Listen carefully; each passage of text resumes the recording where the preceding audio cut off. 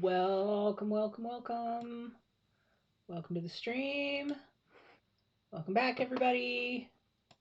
Okay, so today I've been struggling to find themes that we can work on that also start with the letter of the data. So we got Sunday sources, which is an easy one.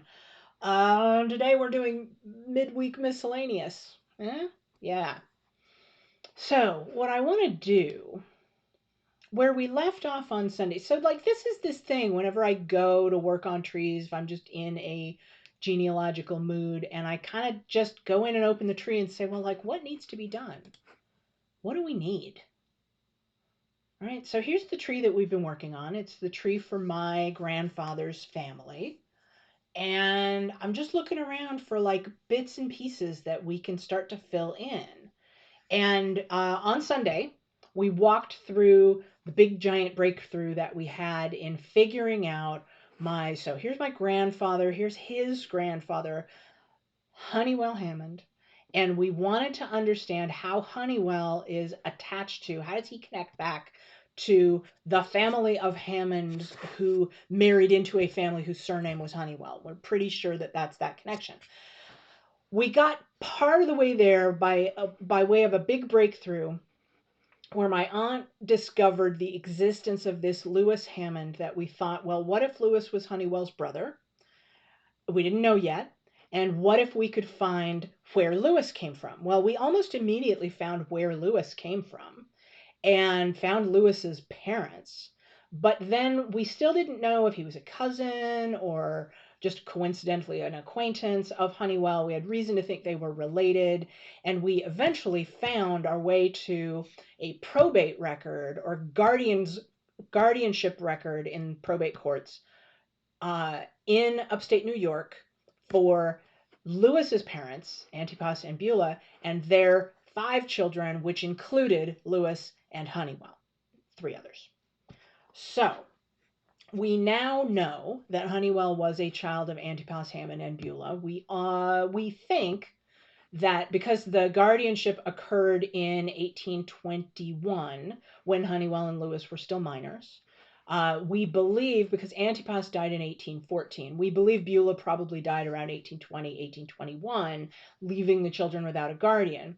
And the reason we were pretty confident that that was this same family was because it only names the children, it didn't actually name their parents, is that the children were given as their guardian a guy named Luther Blodgett. And that Blodgett name, where we already knew that their mother's maiden name was Blodgett, led us to believe that this is all connected. This is the same family. So we did all that. I jumped over a few steps. I took advantage of an ancestry hint, and then we walked over to Family Search and we looked at the actual probate records. But I skipped a lot. And so I thought what I would spend some time doing today is going back through that process and filling in, given that we found the guardianship record, yay, we had all the data in it, but how did we find that? How did we even know to look in Genesee County, New York for this family? Because what we knew about Honeywell and Lewis was that they were born in Vermont. We didn't have any records of Honeywell in New York at all up until that point. We only knew that he had moved in his young adult years. He had moved and was living in Western Pennsylvania. So we know he went from Vermont to Western Pennsylvania. Decent chance that he traveled through New York on the way, which it turns out was the case. But we didn't know that at the time. So let's go back and see if we can fill in some of those gaps. Even though we know this is the person, like maybe we can fill in some of that data. I'm going to be tiresome and remind us again that one of our struggles is that we have run into the US federal census wall where prior to 1850, only heads of household were listed by name in the census. So minor children in particular were not listed, and spouses were not listed by name. They were only listed by gender and by age range. So there's enough information under the head of household that you can sometimes piece together. We didn't actually look to see if we have any census records for Antipas Hammond prior to his death in 1814. And ancestry hints are a good way of maybe finding that out. Now, in previous Wednesday sessions, we've talked about books and manuscripts, and this is where I'll point out, I think it was last week, we previously looked at one of the, at two Hammond books. This is one of them. It is an out-of-copyright book that's been indexed and made available on Ancestry. And so it's here. When we looked at it, we used a free source that you can get the exact same book. We used archive.org. Family Search also has many of them, and there are some other free repositories. Now, thanks to Ancestry Hints, we have an indication here that there may be another book. So we may bop out and look at the Blodgett book and see if it tells us anything about this family as well. And we have a couple of vital records that we haven't yet connected to this family. We don't yet know whether these belong to this Antipas Hammond. So here's something, though, that is useful. We find in the 1810 federal census, and so given when he passed away in 1814, this is going to be the last time that Antipas is recorded in the census, right? Because they're every 10 years. And so here we can get an idea of this is it for the data that we're going to get on this family with Antipas Hammond as its head of household. He is still living in Whitingham, Vermont. That's the town where Lewis was born, where Lewis's birth was recorded. We believe that that is where Honeywell was also born. Honeywell's birth wasn't recorded. It just wasn't. I have literally been to Whitingham. I've been to the town clerk's office. I've looked in the town book. It lists the Hammond children in the town, and there just aren't they aren't all listed. I think it only lists 3 of them. And so it's Sophronia and Lewis, and I don't remember which one is the third one. And we know from the guardianship record that there are 2 others. They just weren't reported. And so that comes down to Antipas and Beulah when they went into town to buy groceries and stopped by the town clerk and updated their records of how many children they'd had born. They didn't bother to mention it, or they forgot the year that Honeywell was born. He's not in there. But we know that they were living there around that time because they had children born on either side. We have this census. So we know that's where they were. It is almost certain that Honeywell was born at home, like his brothers and sisters, in wherever their land was in Whitingham, Vermont. So we know he's there, and we know that that's just not recorded. It is what it is.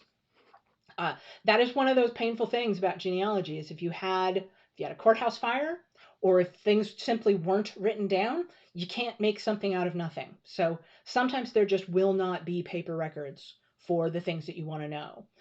Someday, probably, certainly by the time we get to June and Juneteenth and start thinking about African American history, we know that to be true for anybody who was descended from enslaved people in the United States. There's a lot that wasn't written down and that we have to piece together by other means. So having said all that, we can take a look at, let's look at see the page itself. We don't even actually have headings. Ancestry's telling us thoughtfully what the different headings were. And we can look in here and see that in this township, they recorded their people alphabetically, which is kind of nice. Makes them easier to find on the page, makes it harder to know exactly who their neighbors were. There it is. And you can see that the way this is written, it is most likely that the person who was writing it intended to write Antipas, and it's hard to read and was transcribed as Artipus, because I know if I was looking at that, I would not recognize that as a name. So we're lucky we got the A and the P and the S, honestly. But we know from other sources that it was Antipas. And that matches, there is another Antipas Hammond in that same Hammond Honeywell family.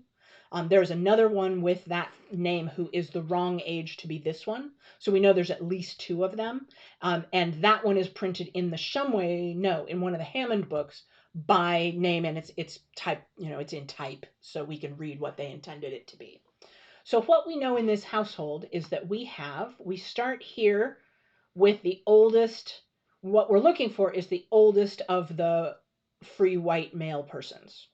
And so that's going to be, we have a male aged 26 through 44.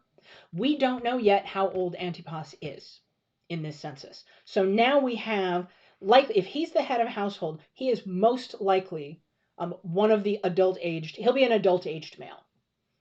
Most likely the oldest, but sometimes you got elderly parents living with, and so there might be an older male and he's simply the middle-aged male, right? But there's only one adult male in this household, and so that's going to be Antipas. So if we know that in 1810 he's between 26 and 44, we can now go figure out 1810 minus 26 would have him born in 1784, and 1810 minus 44 would have him born in 1766. So we now know that he was born between 1766 and 1784 to fall into this age range. That's useful. Same story for what is likely to be Antipas's wife. We have reason to believe that that is Beulah because we know that they were married before this date, and we know that she went with him to New York because she's named as the administrator of his estate when he dies in 1814. So that person, there's no reason to think that's anybody other than Beulah Blodgett Hammond, who's living in the household with him. But of course we have to guess, right? So yes, there are wild scenarios where it could be something else. And then the other thing that we know is that there are 5 children, 3 boys and 2 girls. And what is cool about that is that that actually matches the number of children that we found in the guardianship record. So by this point, they are either done having children or any younger children pass away. It is possible, actually, it's possible that one of these is an older child who dies and then a younger child is then born. We haven't checked to see what years the younger children were born. We don't actually know how old, we only know how old Lewis and Honeywell are. We don't know how old any of the other children are at this point. So, but likely Lewis, Honeywell, and their brother Alonzo is most likely these 3 children, and then Sophronia, who is an older sister, and Abigail, who is a younger sister, likely these 2 females. So that fits the household that we're expecting to find. There could be variations, right? If we find that another child, that Sophronia died and another younger girl was born, that would still fit here. We happen to know that Sophronia survives because she's in the guardianship record. So here we have 7 household members. This all tells us that this is likely to be the same Antipas. If I wanted to go be really, really rigorous about it, I might go look for that second Antipas, the one I said was too old to be this one, and see, is he passed away by 1810, or is he too old to be in the age range of this census? Can I rule him out? So that's all stuff that I've done on my other tree. I just wanted to talk through kind of how we would make decisions about that. Now we're going to go ahead and accept this ancestry hint and connect the 1810 census to our dude Antipas, who is my 3rd, 4th great-grandfather. I gotta go look. Let's go take a look. I forget. So here he is. We're saving this information, and that's going to give us a little bit more on his timeline. We can take a look at the timeline that it creates on Ancestry. We've looked at that before, right? We're just getting to start filling in this story here. We can also add a note about the birth date that we just calculated. That would be cool. Apologies, things are a little slow. I don't know why I'm apologizing for Ancestry, but there it is. There we go. Sometimes I hit refresh, it wakes it right up. Okay, so what we have is marriage. We don't have a birth event here at all. So do I want to add that? Let's go down and just see. We have residence in Vermont in 1810, death in Batavia, New York in 1814, based on the fact that his probate occurred in Genesee, and it says in his probate record, Antipas Hammond, late of Batavia. So the town of it says that he was in the town of Batavia, and it says, why don't we go ahead and just add that? So we go late of Batavia, administratrix, I think is what they call it, Beulah Hammond. Okay, so we can put, those are the notes that came out of the probate record that we looked at last time, which is linked here. So we can go and look at this. Now, we got this particular probate record from an ancestry hint. And I will tell you that the reason we got this from an ancestry hint is almost certainly because I have it connected to this person in my other tree. And so Ancestry does a lot of this looking around and saying, okay, well, You connected, there's another person in another person's tree that is also named Antipas Hammond, and that Antipas has this record attached to him. Do you also want it? Right. So they are, I work in tech, we call that crowdsourcing. They are crowdsourcing a lot of the information. So they're saying if somebody else attached this record to a person named Antipas, they must have known something about it, and we're going to offer it to you and see if you also want to attach it. That's both good and bad. I happen to know that I did the research and that this is the right person. And I talked through it with us on Sunday about why we think this is the same guy. Really, for me, the kicker is that his wife's name is Beulah, right? Because we're really thinking those are not going to be. There may be a second Antipas Hammond, but I bet you he's not married to a woman named Beulah. So anyway, I've done all that research. But how do you find a probate record like this if you didn't have it in the first place, or if Ancestry didn't just give it to you?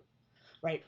Given that it was a hint, we checked it and made sure that we thought it would agree. But when I first started doing this research, Ancestry hadn't found this record and didn't offer it to me. I had to find it in the first place. And the bad news is it's hard. The good news is there are ways to do it that use free sources that don't require a membership in Ancestry. And actually, the free sources are oftentimes a better way to get started, except that it's hard. The biggest problem that we're going to have in finding a probate record for this guy is we didn't know previously to look in upstate New York. We didn't know he was there. And given what we have here, that his last known residence in the census was in Vermont. And even if New York were doing those every other, every 10 years, but offset by 5 years, if they were doing their own census, which I think they do, they wouldn't have been due for one until 1815, which would be too late. So that's a problem. But so as of right now, we wouldn't have even known to look in Genesee County. And sadly, knowing where to look for the probate is a really important part of finding it if you don't have it already. Because you're going to be flipping through virtually books and looking through indexes, but the books are kept by county or by town or by court system. And so being able to page through all of these probate records until you find the person that you want, it's a good amount of effort, but it's a lot worse if you don't know where to start looking. So what you want to try to do is find where are some locations that you can tie to this person, and where do you guess that this person may have passed away. In order to show you how to do that in a more straightforward way, I want to take us back to an example where that might actually be a little bit easier for us to deal with. We have this. We have Ella Wilcox Hammond. And we know that her husband, Eugene, we got the New York Death Index, told us that he died in 1929 in Buffalo. And we know that she is in the 1920 census here in Buffalo, New York. And we have searched, I think we did it on stream, but if not, just take my word for it. We have searched the living heck out of the 1930 census. And I will tell you that includes going through the pages in the 1930 census, looking for the streets that the Hammonds lived on in 1920, and looking for their neighbors to see if they are there, and they're not there. So we knew initially, before we knew the death dates for Eugene or Ella, we knew that they were in the 1920 census and that they were very clearly not in the 1930 census. Does that tell us when they died? There's a lot of ways it doesn't tell us, right? We don't know that they didn't move. They could have moved. They've moved before. We don't know that the census taker didn't just accidentally skip over their house. That was not super common, but it happens. So, in fact, on a branch of my other tree, there is my near great-grandparents absolutely positively are not in the 1930 census, even though I know exactly where they were living at the time. Right? So it doesn't quite tell us, but a very common scenario when you find them in 1920, not 1930, is that they're passed away.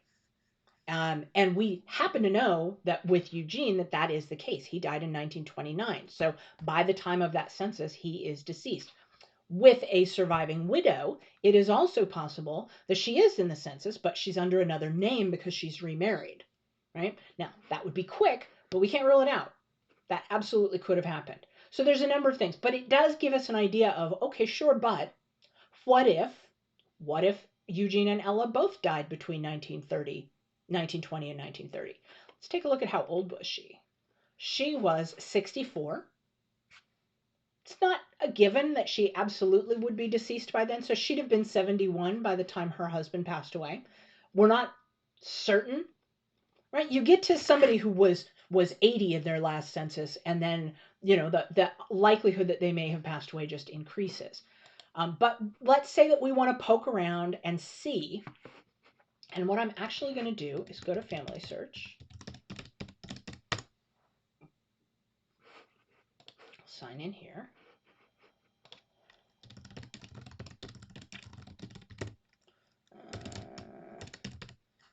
I think. Nah. Nope. Okay, fine. Hang on a moment.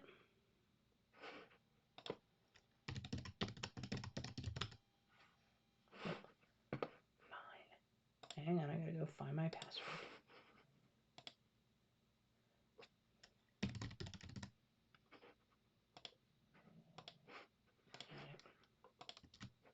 Ah, nope, that's not why it was. It's because I got the username wrong. My bad. My bad. Here we are. Okay, so now we're signed into Family Search, and what we want to do, our reason for being here, is that we want to go look at the probate records for Buffalo and see if we can find anything that will help us identify a death date for Ella. So we're going to go for Buffalo, New York. There it is. United States, New York, Erie, Buffalo. Search. Here we are. And then we're going to scroll down. So there's big city, tons and tons and tons of records. Something that we could do is we could look for them in the 1925 New York Census. So that might be interesting. And then we're going to scroll down and look for, right, City of Buffalo is not where the probate records are. They're at the county level. So I did the same mistake last time, right? Let's scroll up. Now there's lots of other places we could look, right? You saw a target-rich environment there. We have cemetery records we could look at. There could be vital records. There's lots of stuff I could look at. I'm just zeroing in on probate because I want to walk you through the process of finding a probate record.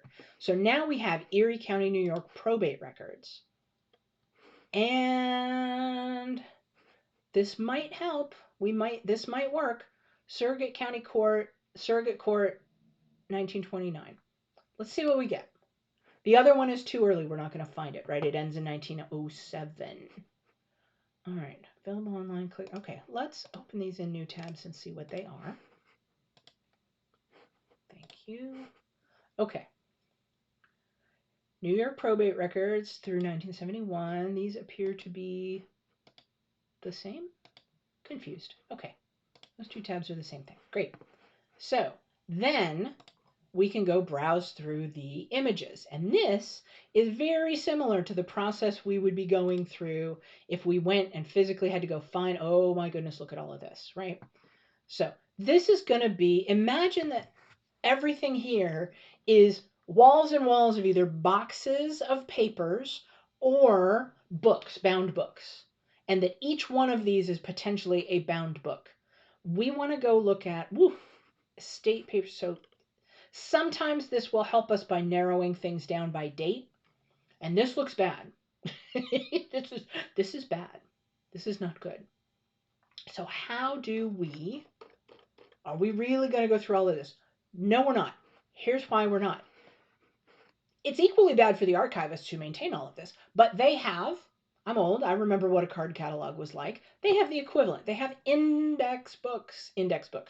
So we are going to start with the index book for the surnames starting with H, and we're going to go through that and see, is anybody named Hammond in Buffalo listed in the probate index. We actually might find either Eugene or Ella in here.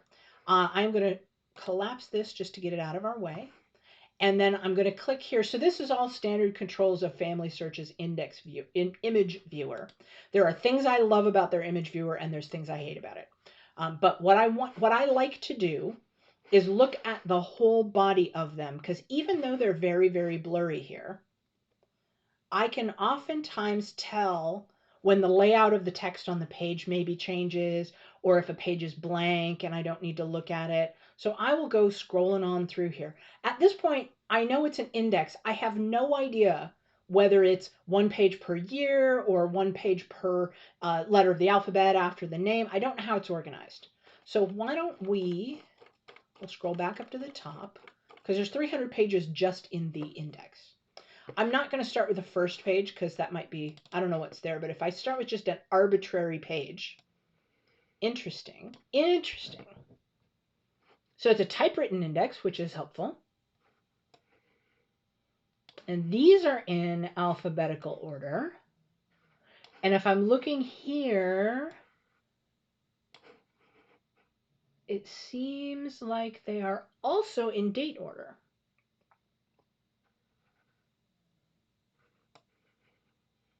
Which is confusing. No, they're primarily in date order, right? Because we had some double A, some Haas up here, and then some other stuff, and then we have Haas down here. Okay. Right. And they're laid out here. This is the surname column that I'm following down, and then over here on the left is the given name or the forename, and those are weirdly in these columns with the first letter. That does make it a little bit easier to visualize and to look for a specific name if you know what you're looking for. So we are looking for Hammond, who died sometime between 1920 and 1930. And since we know Eugene died in 1929, it might make sense to start around 1929 and work our way back. And this index only goes up to 1929. So I'm going to scroll pretty close to the end of it when we run out of images. There, and see what we have in some of these late pages. And this appears to be, weird. This is out of, okay, so this is HY. Oh, see, now I've done it wrong. All right, well, we're trial and erroring here. So it is somewhat alphabetical. I bet it's alphabetical by the second letter of the name. Or like grouped by the second. Okay, fine. So now, now we got to go all the way back up to where the HAs probably are. So here's some HEs, and you'll see how the date, right? I'm just giving it a quick glance because I'm trying to navigate. So I'm in HE, but these dates are in the 1880s, which is not what I want. What I want is HA and in the 1920s. So I'm just going to keep kind of what I'll do when I'm, see, so here's Hatch, but 1800s. So now maybe I want to go back just a little ways. Hassinger, 1920. Okay. Honestly, I don't think I totally understand what order these are in, but now I have kind of a ballpark that I can poke around at. So we have HAR, H-A-R, but 1920s. So I want HAM 1920s. There's HAR, still 1920s. So I'm going to go back a couple more. There we go. Okay, so nope, still HAR. So maybe I want to go back further. It's still HAR. So it did not go back far enough. Still navigating. HAN. Much closer. Much better. Okay. Now we're on. Now we're talking. HAN. And of course, every system and every county is going to have their indexes a little different. And this one happens to be typewritten, but you will often find them handwritten. But what I'm looking for, so we're still in HAN. Let's go back a little further. There's some HAMs. Well, there's a Hammond. 1915, Raymond J. Hammond. I got nothing. I don't know. All right, we'll keep scrolling down because we've got some Hammonds on this page. William W. Hammond, 1915. Don't know. Louisa Hammond, 1917. These are names that I don't know of any relationship to me. So as you can see there, either I have a lot more family tree that I've not built yet, or these are people that may be unrelated Hammonds because Buffalo's a big city. But now that we know we're in the right ballpark in terms of surnames, we can go ahead and continue to scroll through here. Ooh, there's an Elizabeth Hammond, Janet Hammond, right? So now we know, okay, my Ella and Eugene were both alive in 1920. So we know that they did not die by mid-1920. They may have died at the end of 1920. So here we are. We got Joseph Hammond, Nathan Hammond, Eugene C. Whoa, Eugene C. Hammond. What? And we know he died in 1929. And mine was Eugene A. But that is quite a coincidence. So that person is interesting. And then we got the Janet, we got the Elizabeth, we got the another Elizabeth, 1922. We are looking for my Ella. Never used the name Elizabeth that I saw. I've always seen her as Ella. So, including all the way back to like her marriage record. So we're going to keep going and see if we can find an Ella in the 1920s. Barbara Hammond, Ellen. So that's interesting. We might want to make a note of that, right? Ella and Ellen could very well be the same person. Let's keep looking. Okay, so we might come back to that one. And then we're going to go here. Frank Hammond. We don't know who that is. Robert Hammond. Through 1927. I don't know why there's a space there. Still, nope, not. So now we're starting to run out of Hammonds, and we're starting to run out of we're starting to run out of book. Whoa, whoa, whoa, whoa, whoa, whoop. There it is. There it is. There it is. Look at that. Oh, look at them. They're both here. They're both here. They're both on this page. Let's get some found family hype in the chat. Hype. Look it. We have. So we don't need to go back and look. We have clearly Eugene A. That's a perfect match. And that, of course, matches the dates that we had for him. We know that he died in January of 1929. So for him to have a probate record in early February makes perfect sense. But look here, Ella H. And we know that her middle initial was H. It was actually H before she got married, too. So it was Ella H. Wilcox. We still don't know what the H stands for. But that is in there. So there it is. We have both of them, and it shows that her estate was probated in December 1929. So likely she died sometime in the second half of the year after Eugene died, and therefore they are not in the 1930 census. There it is. We found it. So now we've got to figure out, and we did this just by browsing, right? We did that with the knowledge that they were living in Buffalo, and they disappeared from the census.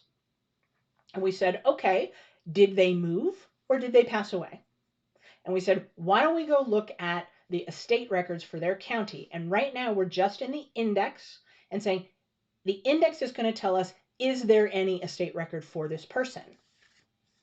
Now we're going to scroll back and see, how do we locate the actual contents of the record? And that's where we want to look at these headings. So let's take a look at, we'll zoom in so that we can see what they're doing for Eugene. So we have Eugene A. Hammond here, surname. If you will recall, when we were browsing through the court records, we saw 80 million bajillion records, and they had those 5-digit case numbers. So my prediction is that this case number is going to be the thing that's going to help us find the records. And then what we have is, this is going to tell us a little bit more. These things across here are going to tell us what records exist. And so I think what this is telling me is library, I think, means what book it's in, because library, and then page number. So I think what this is telling us is that we have 3 records. The administration probably, order and decree, and will. And I would expect those to actually be like chronologically in different orders. So I would expect to find, if we can figure out something called book number 67, page 548, I would expect we would find the administration record. And then if we find book number 116, and we would find page 177. So we can now go back through the records for Erie County. We hope and pray that all of these things are online and are included in this collection. They may be, they may not be, but we think that's where we're going to find our stuff. I find myself curious right now to see, does this match, does anything about this match what we had? Oh no, we don't have him. We have Antipas. Never mind. Never mind. I don't have anything for Eugene on Ancestry for this yet. All I had was his death record. This does help us confirm that that was the right guy for that death record, though, which is especially important because there's a Eugene C. Hammond in Buffalo who dies in the same decade, which is annoying.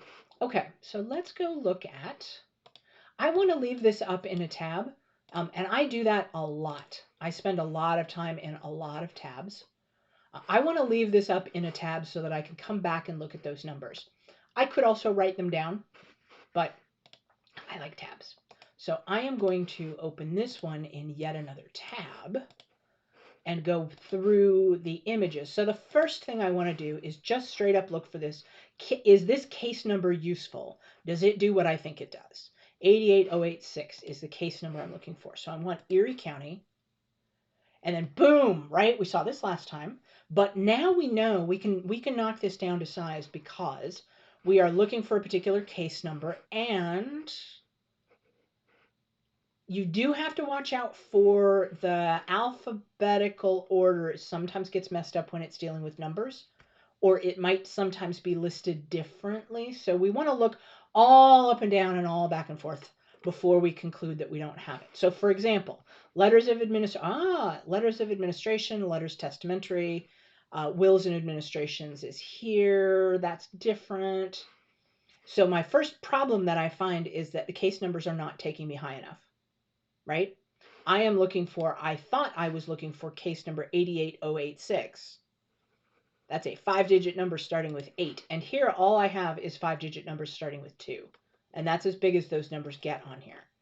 I am going to scroll back and look around the 8s. Because what if it's just the first 4 digits? I don't know. That feels like a stretch. This is painful. Okay. Part 1, part 2. Yeah, this is painful. I am curious though. Why? That is so weird. It is totally possible that they just don't have, right? They just don't have it going up any higher. That they weren't digitized. That's a possibility. So we might be out of luck on those estate papers, but can we, I don't know, beat on it with a hammer a little bit and see if we can make it give us up some information. We know that since both of them died in 1929 and actually kind of late in 1929, I feel okay starting with the highest number and just seeing, once I get in and actually look at the record, what does it tell me? So I'm going to make that window go away to give me a little more space. And I want to start with the first. See, I don't even know how these are formatted or how they're laid out. So I want to see, what do I have? And where are these case numbers? Right now, this is, we know we're not, I'm actually just trying to get oriented to this collection. We don't think we're looking for anything of my relatives yet. Surrogate court. See, this is 1899 and for a different name entirely. So this is, we're way off from where my family's records are likely to be. And what I'm looking for example, is there anything on this page or before this page or after this page that tells me what the case number is that I could look at? And I don't know yet. How is this collection organized? Sometimes you'll get something like this, which is like nope, see, I was going to say that's like a title page. It kind of is, right? You can see where this is a piece of paper that was folded up and stored in a particular way. And it's got some writing on it. That's not telling me a case number either. So we're just all over the place right now, aren't we? See, sometimes you'll get these things. Ah, that's a case number. That's the case number. You see where it's got these in between? And how nice is that it allows me to read it from here? That's good, but it's also bad because that means that really is the case number. And that means that we really don't have the case number for 8,000 and whatever, right? 88,000 and whatever. So that is a bummer. It means I don't see it in here. Okay, so we're going to go back. No, not that kind of back. We're going to go this kind of back. Okay, we want to go back here. So remember that what we have is letters, testamentary, administration, trusteeship, orders, decrees, wills. We want to see if there's just anything else. Is there any other way we can navigate to something that might help us?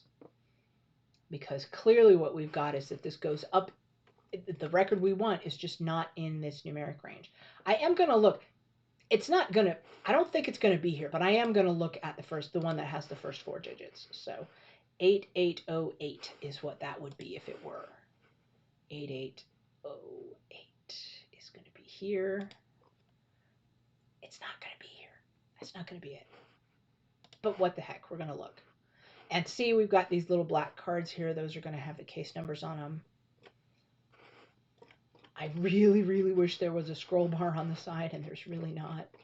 So I'm going to have to go through all of these towards the end to find 8808.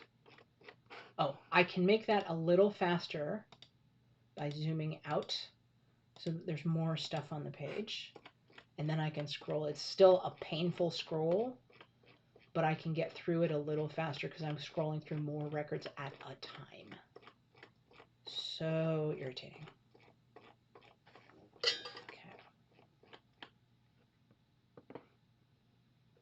And you saw on the last one, we were able to read the case number card. Oh, see, no, I don't think I clicked on that. I think I clicked on something else. We were able to read the case number card before, but now we have to actually zoom in to be able to read. Can we read it at all? Oh, yikes. All right. That's a bummer. So that is actually a picture of the packet, the folded up packet with the cover. That's cool, but impossible to read, but cool. And then is that going to tell us the case number? No. Okay. Yeah, see, that's going to make, all of this is going to be hard to find stuff.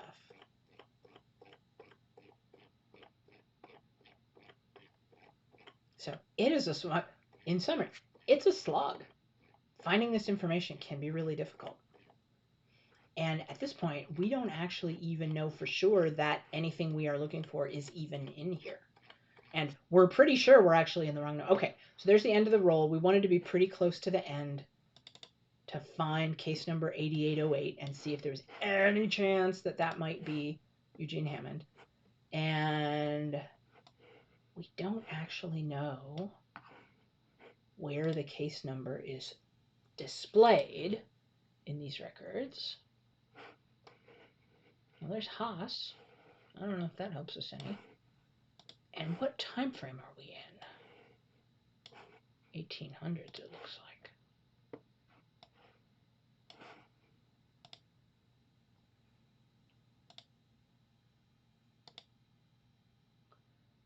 They're 1884, right? Okay.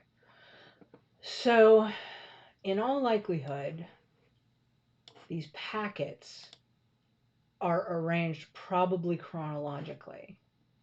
Right, so this is 1877, which is what I was expecting for this number, honestly, right? We're a factor of 10 earlier than we should be. So we're really not anywhere near where we want to be, unfortunately. So we want to go back to the listing for Erie County. And the big bummer here is that we really wanted 8808 something something, and we just did not find it. What we want to then look at is, again, I think we're going to be disappointed. The letters of administration, if we quickly scan these dates, we would be wanting them to go up to 1929, but we're only going to get this one up to 1901, 1904. None of that is 1929, so we're not getting those. And then letters of testamentary, I hope that's how you pronounce that, only up to 1900, wills only up to 1832. The packets might also have copies of wills in them, but either way, it looks like we are striking out multiple times in this repository, though we have the index, which is good, right? The index is great. Having that index page is really helpful. It does a thing, which is it confirms for us that Ella died in 1929, most likely, right? It's not very likely that her estate would have taken longer to probate than her husband's. So, and if she predeceased him and there's laws about the women's property and all that, I think it would have just gone automatically to him. So the likelihood that they died in this order is also kind of confirmed. So what might I do here? Well, what I'd like to do, I'm going to go to information here. This is going to allow me to pull down a citation and carry it with me over to, there we go. Oh, ha, ha, ha. Family search rules. I'm just going to hit the copy citation button, and I'm going to take it over to Ella.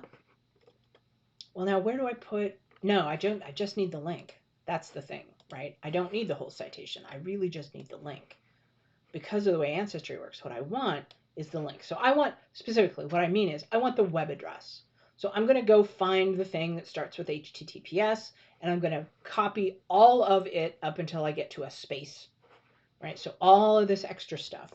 Something that I like to do when I'm doing that is to just open a new browser window and drop that link in and see if it works. Does it go where I think it's going to go? Boom. It goes to the page. Yes, that's the same page. That's Ella. You can barely see that. And Eugene. Okay, so that is the correct link, which now means if I go put that link as a link on Ella, there's the web address.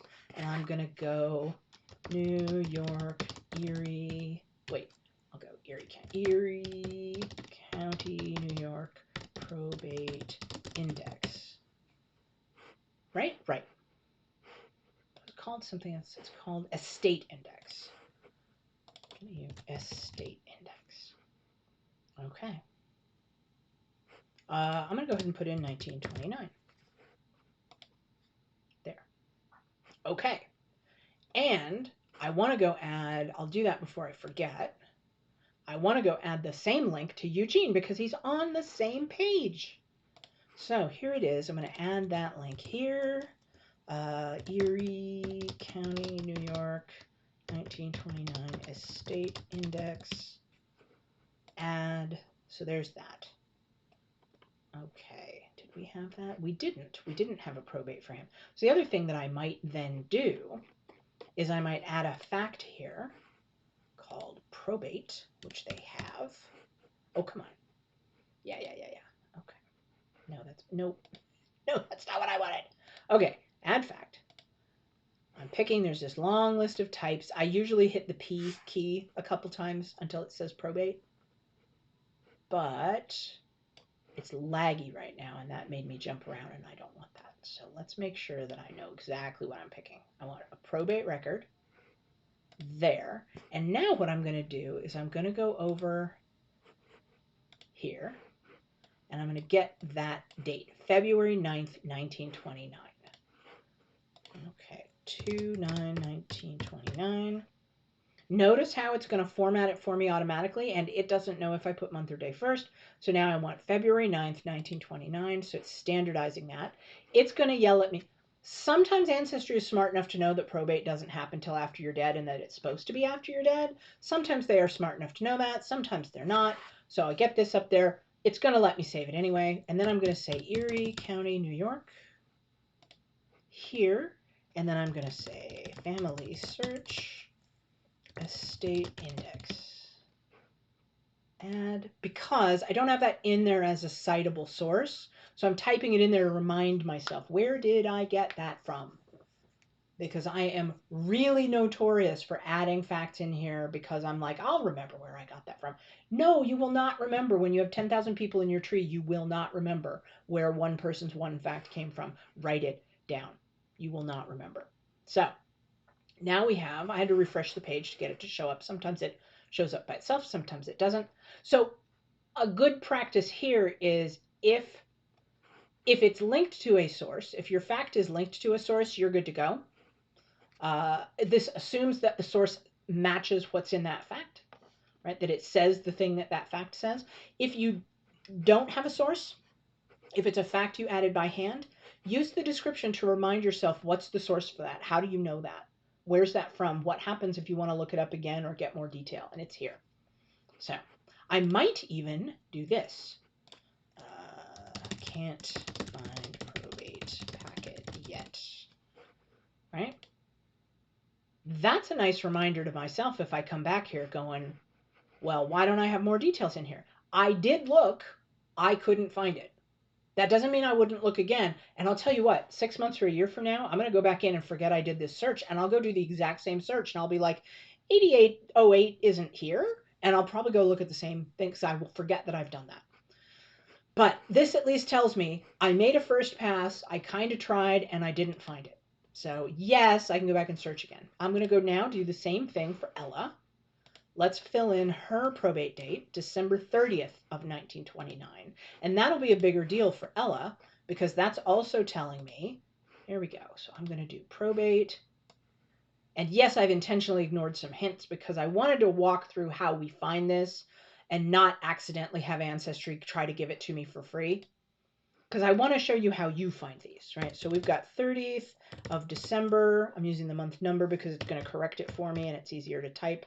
30th of December, 1929, Erie, New York. And I'm going to go family search, estate index, can't find probate packet yet. Like, yay. And now, because I have this probate, and probate is a thing that doesn't happen till you're dead, I now know that I can also add a death fact. I'm actually going to do that up here in the quick edit that says sometime in 1929, and I will go out on a limb and say probably in Buffalo, because we know that's where they lived. So now I know that she died in 1929 in Buffalo. I have a much more complete profile already than I did, right? That's exciting. I've got a lot more data. So now what I like to be able to do is I can read down her facts list. And for all of these facts that are related to her, I've got sources for her birth date. I have a source for her marriage. What is my source? Oh yeah, it's the census. I don't have the marriage record yet, but that's out there. We'll find it. I have where she was living in 1880. The 1890 census doesn't exist. It is gone. It was lost. So we're skipping over 1890, and then we have 1900. Because New York did those every other period, every 5 years censuses, we have a 1900 census, that's the federal, a 1905 census, that's the New York State, 1910 is the federal, 1920 is federal. I believe we can go find her in the 1915 census as well, and possibly 1925 here, and then we have her passing away in 1929 in Buffalo. Woo. That is a much more complete profile. And then, oh, how do I know she died? Well, the probate is sitting right there, so I'll probably see it. But December 1929 probate index. Done. So there. That's how I know. Because remember I said, if it doesn't have a little source here, I want something in the description that says, how do I know that? Why do I think that? Why do I think that's true?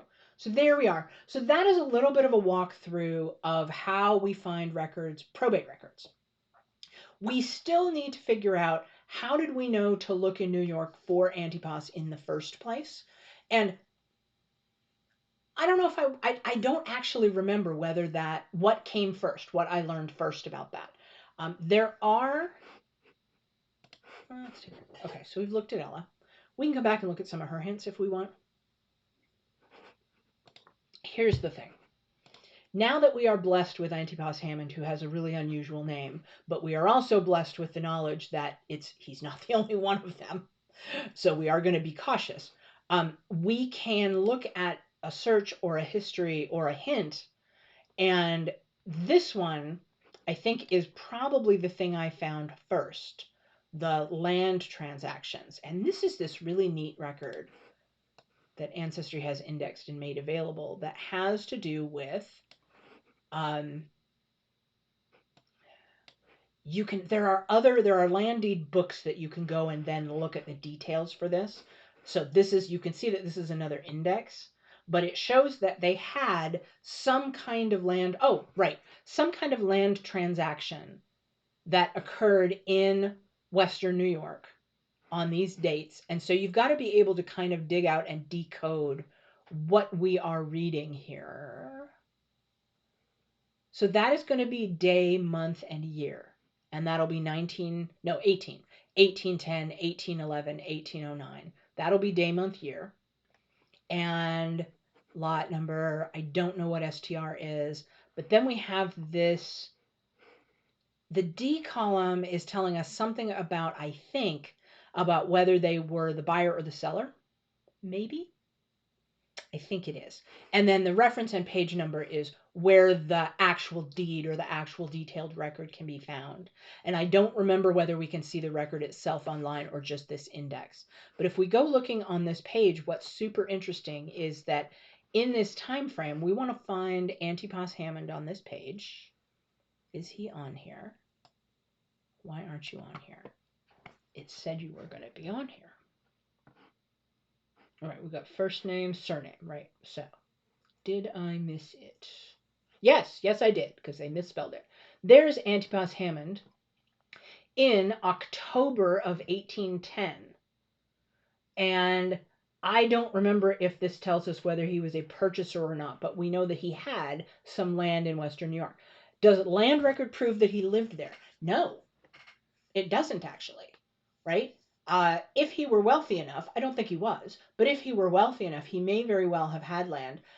What happened around this time was that land grants were being given out, and it's totally plausible to me that somebody may have received a land grant from the federal government and then chosen to sell the land rather than go settle it and work it. Certainly that would be true if they were older, although he wasn't that old, I don't think. He still has young children, right?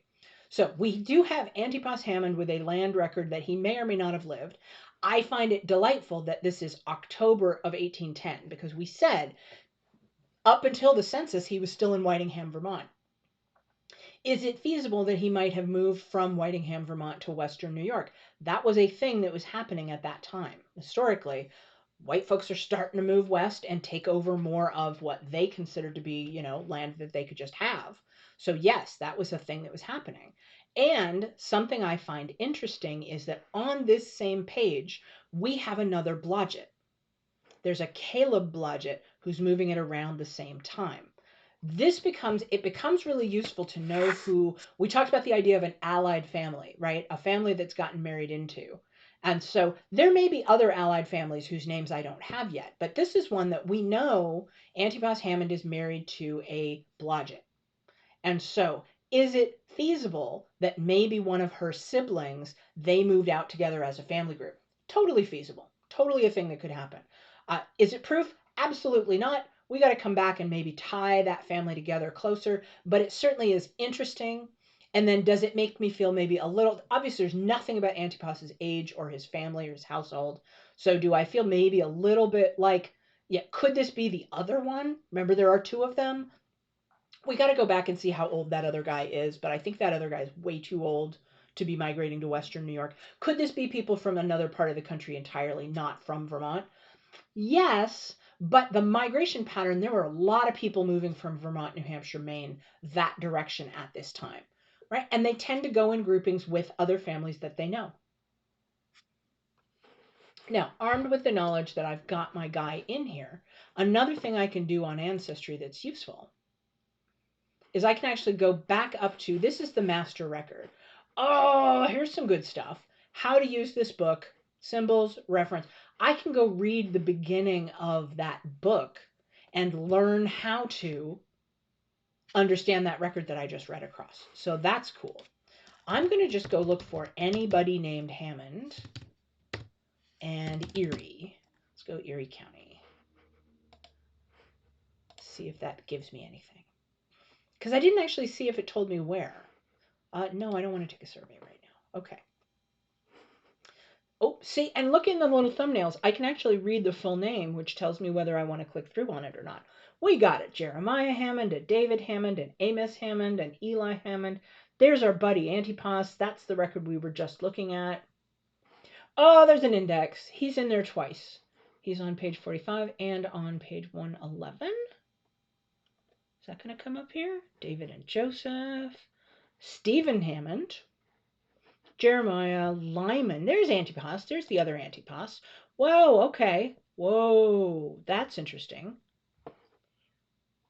December 22nd, 1814. Well, now. Oh, okay. And an S. I betcha that's his estate selling his land. I bet you it is. I bet you he died. Right? Because we know we had his administration granted already. And so that is the sale of his land after he died. So probably his widow did that, but it would have been in his name. I bet you that's what we're looking at. Now, it's still a hypothesis. I don't know that for sure, but I'm going to come back to that and look at that and think that that's interesting. And it also helps place him in, this doesn't actually say Erie County. It just says he's in Western New York. We would have to learn how to either, maybe something in this index is telling us where.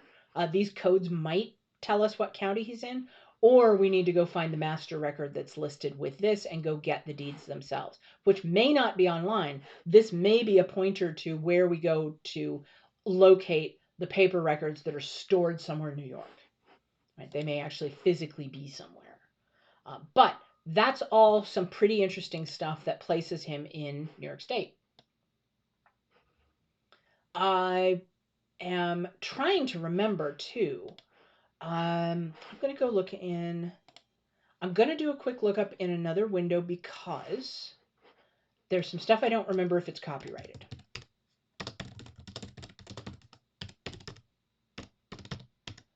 Okay. And I'm not going to put it on the screen if it's copyrighted. I don't need that kind of grief in my life. But if it's not copyrighted, I'll pull it right on over. Read for free. Read for free. Okay, good. I want to see if the history of Whitingham, Vermont is going to give me anything interesting. Inside, search in this book. Oh, that's right. I think we did this. Okay. All we have in the history of Whitingham is a guy named Joseph Hammond. We don't have, let's look up if there's anybody named Antipas. We don't have an Antipas. Do we have? I'm going to go ahead and do Blodgett with one T because that'll catch it if it has two T's. Loads of Blodgetts.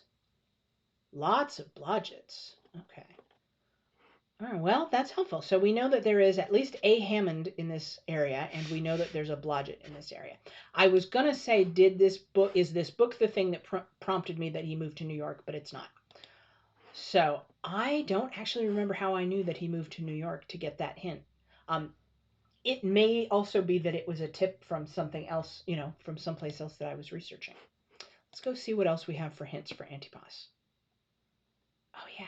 Okay, so we looked at Western New York land transactions. We can go ahead and add, we'll go ahead and attach that to Antipas because we do think that's probably him.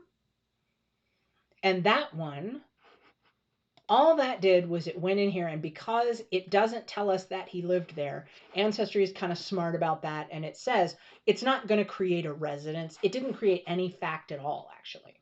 Now, what I can do that is probably a good idea is I can create, I remember seeing, because I was just down on the one called probate, that there is one called property. Yes.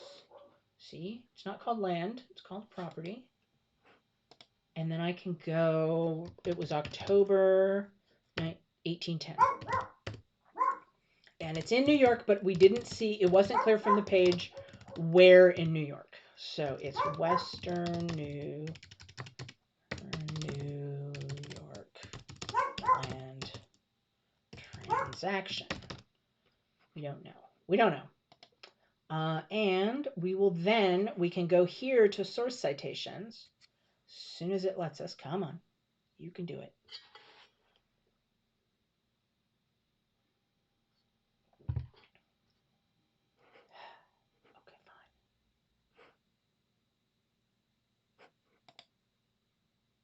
fine. Okay. Sorry, it was a little spinning there. Aha, ha, ha, ha. And then I can attach that. There it is. Okay, so I have now property. Yes, see how that popped up? Property, Western New York land transaction, but it's also linked to the source. So when I click on it, you can see the little snaky line. It is linked to its source. And then if I wanted to, I could also go back in and add that second one, because that would be the, yeah, see, the probate was May of 1814, and then that final sale of land was in December of 1814 was what we found there. So those two transactions occurred. Fantastic. So we have more linking Antipas to New York. We haven't really answered the chicken and egg question, which was, what did I find first that pointed me to that part of New York at all? Because I don't remember. What we had that we knew, what we worked our way back from, was that we had Lewis. We knew Lewis, and we knew that his parents were Antipas and Beulah. So that was the genesis and all of that. Let me see what else we got on Lewis. This is where we just kind of wander around them. Yeah, see? There's our Find a Grave record and our cemetery record. Remember I talked about the Works Progress Administration indexing Iowa cemeteries, gravestone records of Butler County, Iowa. So that's this guy. If I wanted to be really thorough, I might also add in his wife, Marianne, as a person in the tree. I don't think that's essential to my research, so I'm skipping it, but I could. And then here's the Find a Grave, same thing. So these are pretty bare minimum sources right now. There we go. See, and I could add in Marianne Hammond. I don't remember if I even knew what her maiden name was. And then his gravestone says August 3rd. So we'll go ahead and do that. We assume that he died in Butler County, Iowa, but we don't know for sure. So we just know for sure that it's Iowa. Pretty sure, right? He probably didn't die somewhere else and get shipped back home, but it's possible. Okay. So he died in 1879. We have him in the census in 1860. Why is that attached to his death? Well, now that's weird. That's weird. I don't like that. Huh. What I'm going to do, did you see that? It's connected to the wrong thing. It's attached to his death record. That's not what I want. I don't want it attached to his death record. That's not helpful. The mortality schedule attached to his death is great. That works great. Here's what I'm going to do. I'm actually just going to go bump this and see if it will fix itself. I am going to remove him. And then, thankfully, it stays on this same page. I'm going to add him back. Okay, that's what I wanted. I want this fact. I want this 1860 residence fact. So there it is. Okay. Now we have what I think we should have. We have this residence fact. Good. And his death is only linked to the things that have his death. Yeah, okay. That was just a hiccup. I wonder if I did that. Or if Ancestry hiccuped last time when I was doing this. Okay. So Lewis is looking good now. We do not currently... Oh, yeah, we do. We have his birth record right here. And sometimes Ancestry is indexed in a cool way, and it'll have those snaky lines to the parents or the children's names also. In this case, we don't. But his parents' names, this is how we knew to look for somebody named. In this, it's actually, if you zoom in on the card, it is written Antipas. There's an I. You can see that there's an I in there. And then the mother's name is Beulah. And then, given that, we were able to come here. And let's see what else we have. because we haven't worked back any further from Antipas back into the Hammond. We still don't know where Antipas came from, or what his story is, or how he connects to the Antipas's in the Hammond book. I'm going to shut down all of those tabs. And what we're going to do, one reminder, we said that Antipas was born sometime between 1766 and 1784. Now, Ancestry does a super annoying thing when you put in these dates, which is that, yes, every place, it picks one of the two, and when you're looking in your, here's what's going to happen. If I go out to the main tree here, I'll show you what this looks like that annoys me to death. It's now saying that it just thinks he was born in 1784. I can't tell from this view that that's an estimate or that it's a range, right? And it also is going to show that as a hint to other people on Ancestry, and it doesn't show it as the range. It shows it as one or the other of the two values that I put in. And what's frustrating about that is that you will get people copy pasting that as if they now know that he was born in 1784, which is absolutely not what I'm saying. So something that I will sometimes do is I will not put it in the date field, but I will put it down here, 1810 census. I will put it in the description. Ancestry sometimes is a little squirrely if you don't have a date, don't have a location, only have a description. Sometimes they are annoying about that. And there are other ways to add a note to people. Maybe? I can put notes in, yeah. So like I could do this. I could do it as a note, but I never remember to look at notes. Anyway, so this is what I normally do is I'll put it in the description because I don't actually know. I just know a date range. But this will give me, now that if I'm looking at hints, because we're about to go look at a hint, or if I'm looking in books, I can see if a birth record falls between those dates, it's going to be more plausible as potentially him.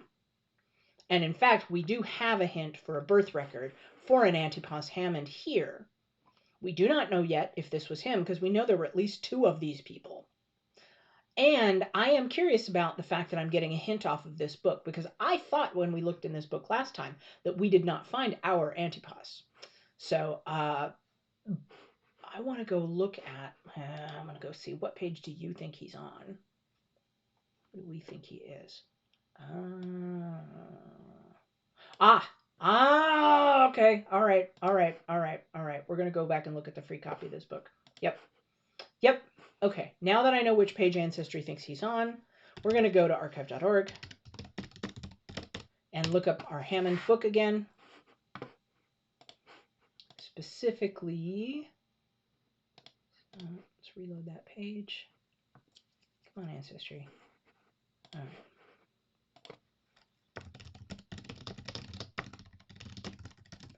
Remember that there are two Hammond books, and I don't remember which is which. Okay. Let's see what we have here. Oh, you're killing me, archive. Aha. History and Genealogy of the Descendants. Okay, good. Okay, and is that the one we want? Yes. History and Genealogy of the Descendants of William Hammond. Gotcha. This is the book we want. Let's see if it's going to help us find Antipas today. Remember that, like, several times, more often than not, when we've come back in through here, we have not found, the search wasn't working and we didn't get a result. So let's see if we get a result. We get a result. Okay, right. This was the thing. Right, we did this before. We came in and looked and we said, oh, there's only one Antipas, but we were just over there and Ancestry found another one. Well, now I'm suspicious. It said that he was the son of a Joseph Hammond. Well, there's going to be a bazillion Josephs. I don't want to do that.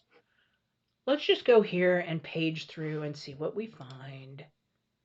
Let's see what we got.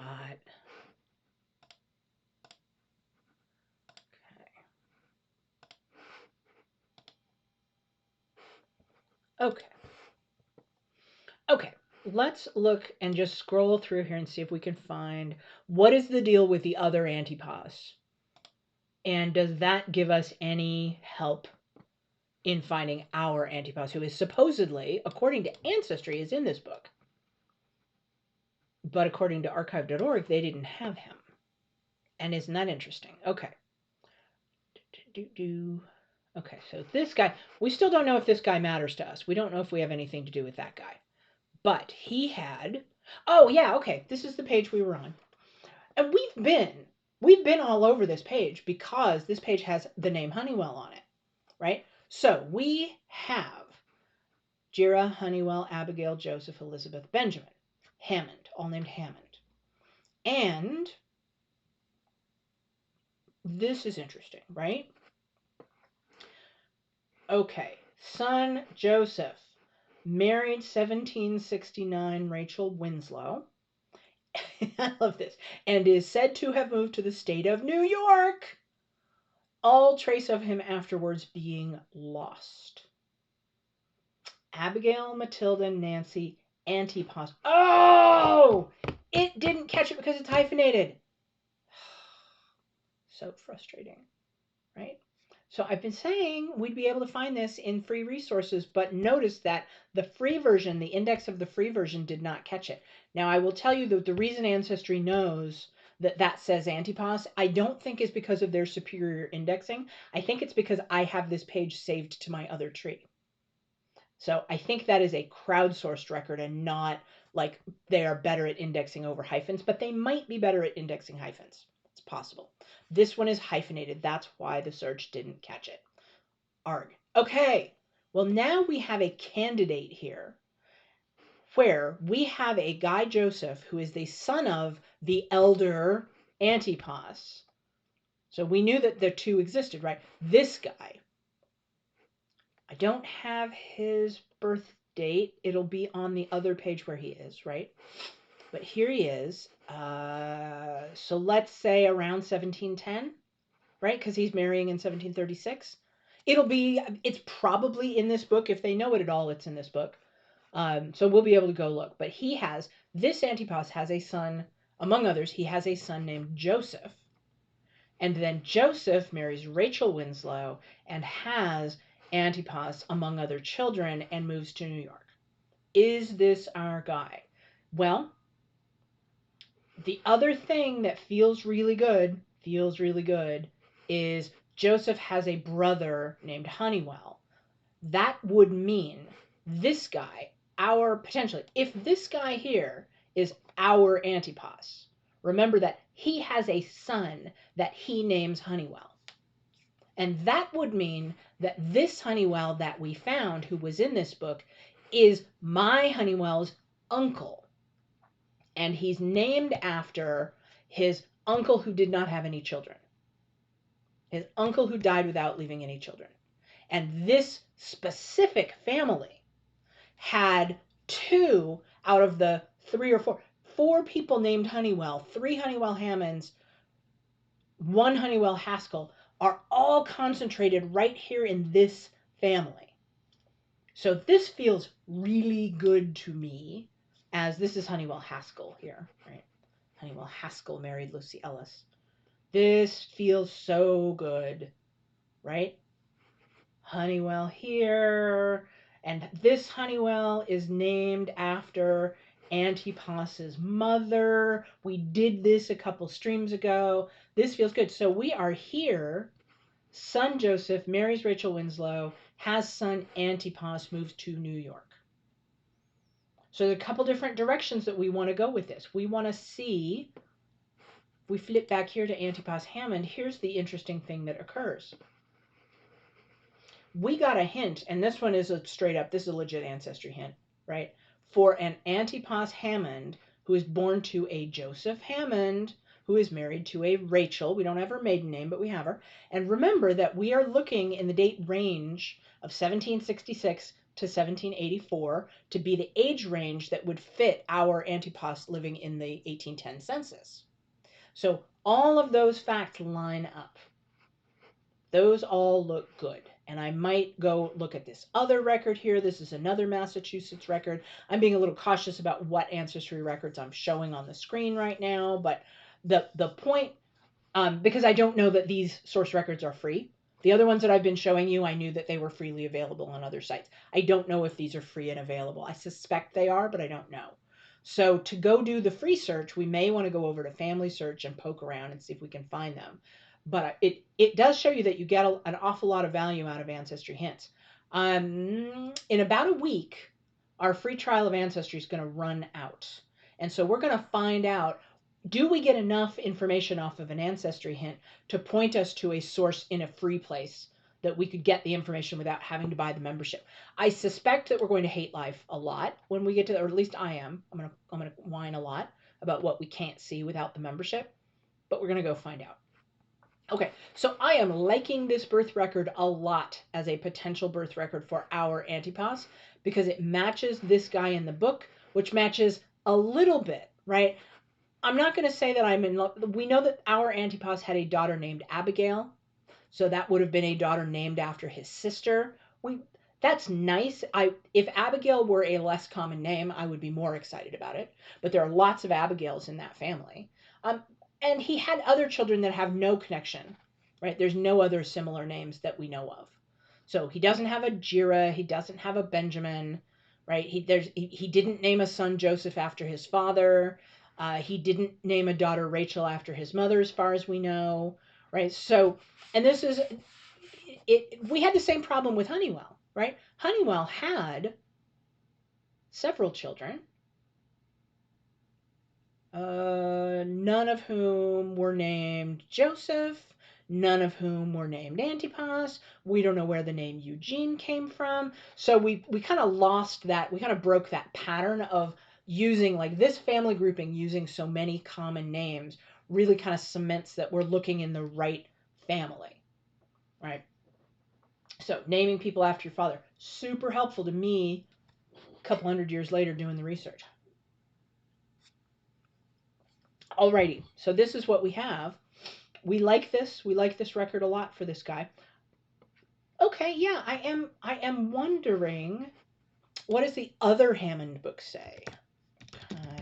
5 genealogy Hammond families. See if that works. Probably get too many books. Remember that there's a second Hammond book. See if we can find it. Hey, there it is. Right, in 2 volumes. So we're going to open them in new. We're going to open them in 2 tabs. Let's see if this one had any antipasses.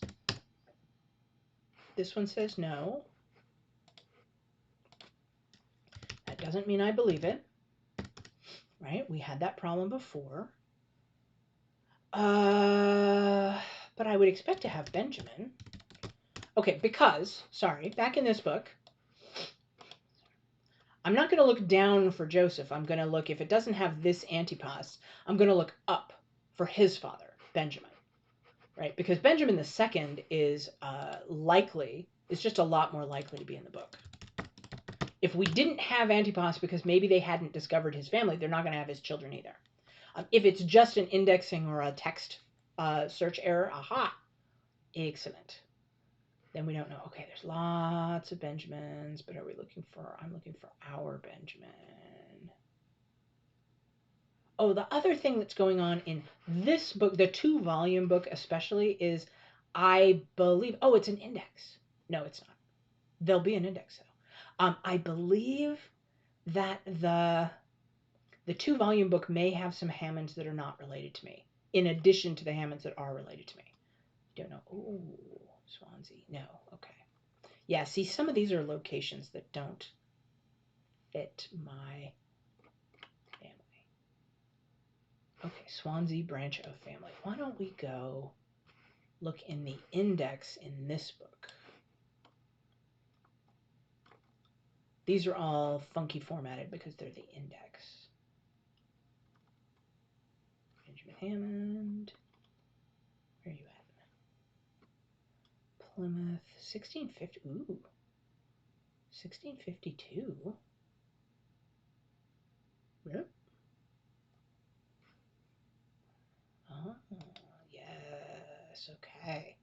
Oh, yeah. Oh, yeah. Okay. Yeah, okay. Excellent. So this is...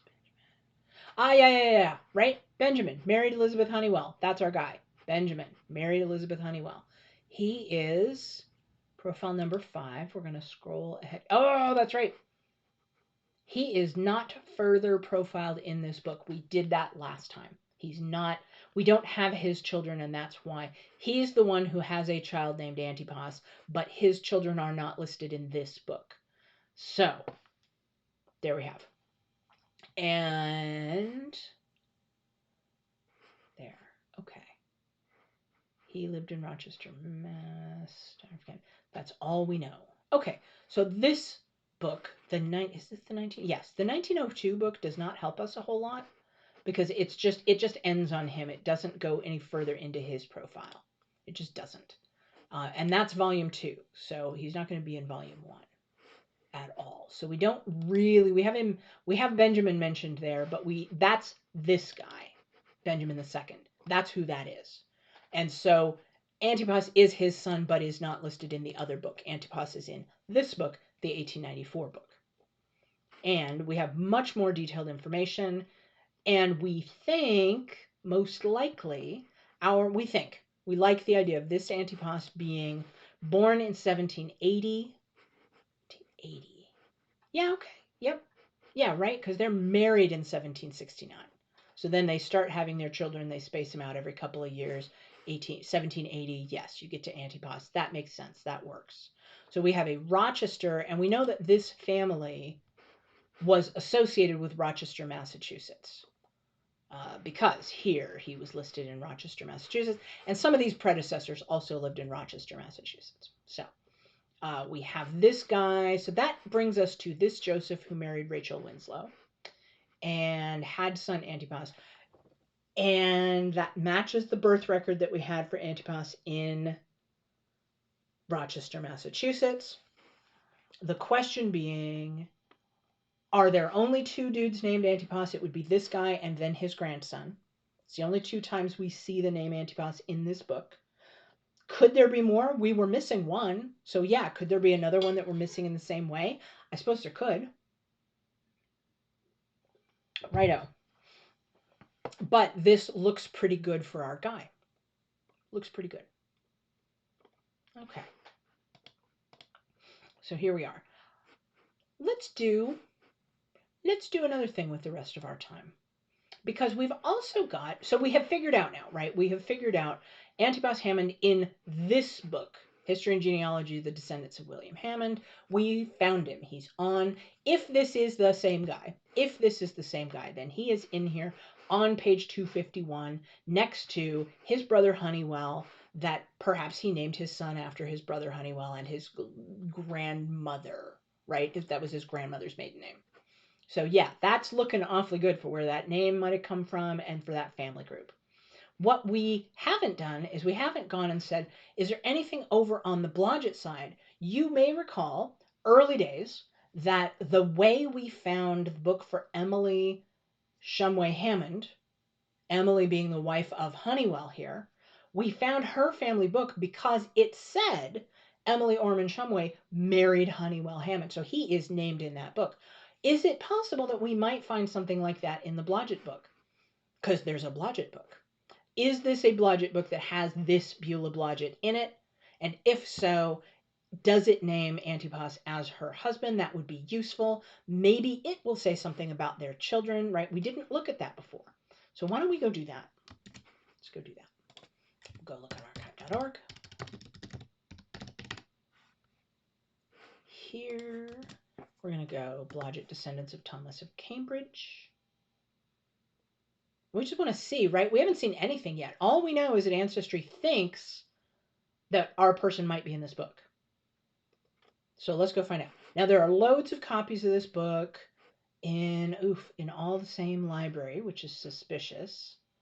And I do not know. Index of volumes 1 to 6.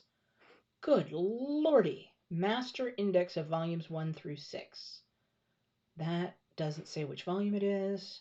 That also doesn't say what volume it is. Oh my goodness. That is a lot. Well, the master index does seem like where we want to start then. So we want to find, what we want to find is there anybody listed named Hammond anywhere in this book? So let's search the index and see if it gives us any Hammonds. And if we don't get a search result, we will go and actually inspect and page through. Well, let's find out if that helps. Hammond. Oh, okay. I don't know if that's our people or not, but there's no Antipas. Beulah B. Beulah Hammond. But that wouldn't have been her maiden name. Okay. So, okay. So maybe? I'm confused. P. Hammond Blodgett? Tell me that is not somebody's first name. Okay. So it's not quite what we were hoping to find, is it? Like, it would have been nice to just get a real clear... Oh, yeah, I suppose we could look for Honeywell, couldn't we? Oh, no, Antipas. Antipas is what we're looking for. Because that was her husband's given. Yeah, we're not getting one of those. Let's come back. Rather than paging through 6 volumes to find anything, let's just go see if there's anything else to be said about Beulah.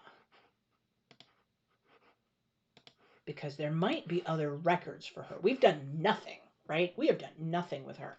We picked up this marriage record from Vermont only because Antipas, she was listed in Antipas's. And then we had, oh no, I don't remember where we got her surname from. I don't remember. It must be from the marriage record.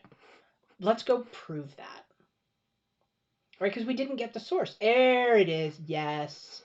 Yes, it's good. Okay, that's good. Oh, look. That looks nice, doesn't it? That looks very nice. Beulah Hammond in Massachusetts. Oh, there's so many records. There's more than one Beulah Hammond. There's got to be more than one Beulah Hammond. Oh my goodness. Okay. All right. But. We know that she married Antipas in Whitingham, Vermont. So we know this is that record. This record is her. This we know. This is the card. I don't actually know if the state of Vermont has the more detailed marriage certificates, even if they even exist, right? This looks like it's been copied off of a collection of marriage certificates, but it doesn't have like a number that says, hey, certificate number, go look it up here. It doesn't have that. So I don't actually know if this is all they have or if there is more. But look, it's got her name. They've spelled it with an E. We saw it spelled with just the U a bunch of times. I don't know which one she used, but it's in here with the E. And then in Whitingham, we saw the map last time of Whitingham, and we saw that Whitingham is tiny. So we don't think that there were loads and loads of people with the same names there. Anyway, we know this is them, right? Because they're born 1801, lines up with being the right time before their children's births and so forth. Do I need to put her name with both spellings? Let's go ahead and do that. I'll do that. I could put a slash there to say, okay, that's a variation, right? It's not like she's got a middle name or whatever. All right, we'll do that. There it is. Okay, so we have that. We now have the marriage record. Now I want to go look at that very nice looking birth record, because I think that birth record, man, am I confident enough just from that record to say that that is the same person? Here's the thing. So she's married in 1801. If this birth record is her, it makes her 21 at the time she's married. Total sweet spot for the right age, right? The right age to be getting married. And what I wish is if there were a detailed marriage certificate or record, I would love to have that and then have the marriage record name the parents of the bride and groom. Sometimes you get that. More often than not, you don't get it, right? It's just tough. But Beulah Blodgett were on still those little cards. But for this to be in the tiny little town of Whitingham, and there it is spelled with just the U, which I like. Date of birth, mother Rebecca. We don't have a maiden name on Rebecca. If they had, they've got Benjamin as a family name in both families, and yet they do not name a child Benjamin. So frustrating, right? If either one of these was names they used for their children, I'd feel even slightly better. It's not proof. It's just like, how good do I feel about it? I'm going to go with I feel pretty good about this record, honestly. Is there going to be another Beulah Blodgett in Whitingham of exactly the right age? I could get completely messed up, and maybe there is. But even as stringent as I try to be, this feels good. Just feels good. And given that we have a birth record, one of the two marriage records, and the son's the probate record had it spelled without the E, I am actually going to take the E out. I don't need it for search because the search will go by the soundex value of the name, the sound value. And so this with a U or EU in this name is going to sound the same. So the search should find me results even if I don't. If I have two variations that would be pronounced completely differently, I might put them both in because that will make it more likely that I get search matches. But in this case, I don't think I need it. So I'm going to take that variation out. There it is. Oh, and now we have hints. Oh, sure. Now we have hints. All right. Well, what kind of hints do we have? Yes, because she's named in this probate record, and it thinks she's in this book. It thinks she's in this book. All right, I'll tell you what I'm going to do. Just because I'm being cautious about copyright, I'm going to go check that link in another window and make sure where we're at. Oh, interesting. And then I will see if I can find where she is. Oh, yeah. Okay, that's gold. Okay. All right, we're going back to it. We're going back. Yes, it's legit. It's a real thing. I just got to figure out which one of these books is volume 1. All right, it's legit. So, which one is volume 1? How will I know? Oh. Look. Okay. I can't hover with my mouse and point with my mouse at the same time. So I'm going to have to trust you all to look in the teeny tiny, in the very bottom left corner. When I hover over a link, my browser, Chrome browser, is going to tell me the name of the web address, right? It's going to give me the web address that I'm about to click on and go to. And if you look at that when I move from one to another, there's a number, there's an underscore number in the end of the web address. And so that means, so this is sort of, this is a 0. Wait, no, this is a nothing. This is a 0. 3. Okay, so we have nothing and then 0 and then 1, 2, 3, 4, 5, which is the master index. So if I want the thing that's volume 1, I think it's this one, which has nothing at the end. That's what I think. Let's see if I'm right. Let's look at the title page and see if I guessed right. Did I guess right? I think I did. It says volume 1. I think I did. Oh, yeah. Okay. Now, Beulah. Let's look for Beulah. Spelled that way. Nothing. Let's look for Beulah with an E.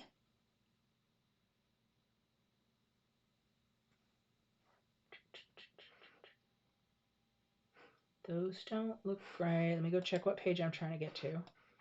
But this is going to be hard because if it wasn't indexed correctly,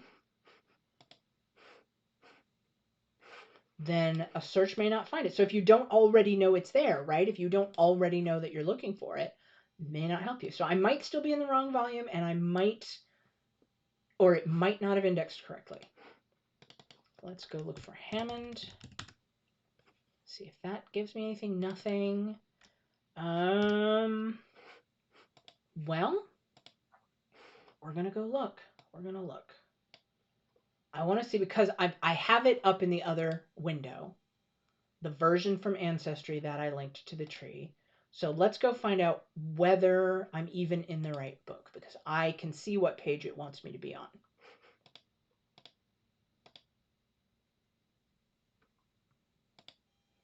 Yes.